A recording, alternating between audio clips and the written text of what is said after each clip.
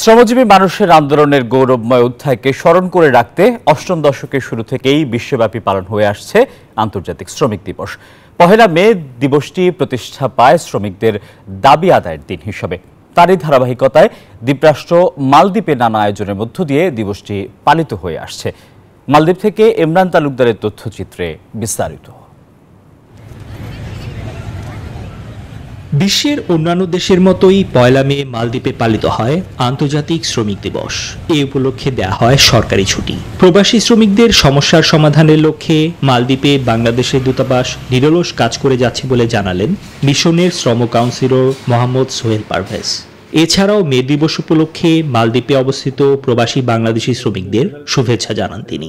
আমাদের যারা প্রবাসী ভাইরা মালদ্বীপে কর্মরত আছেন তারা তাদের এখানে যে অধিকার সমূহ রয়েছে সেটি সম্পর্কে আপনারা জানবেন এবং নিজেরা সচেতন হবেন। শ্রমিক দিবস পালনের মধ্য দিয়ে প্রতিটি দেশের শ্রমিক ও মালিকদের অধিকার সংরক্ষিত হয়ে থাকে। শ্রমজীবী মানুষের পরিশ্রম একটি দেশকে উন্নতির শিখরে পৌঁছতে সহায়ক ভূমিকা পালন করে। তবুও কোনো কোনো দেশে মালিক কর্তৃপক্ষের অন্যায় অনাচারের ফলে খুবই মানবেতর জীবনযাপন করে শ্রমিকরা।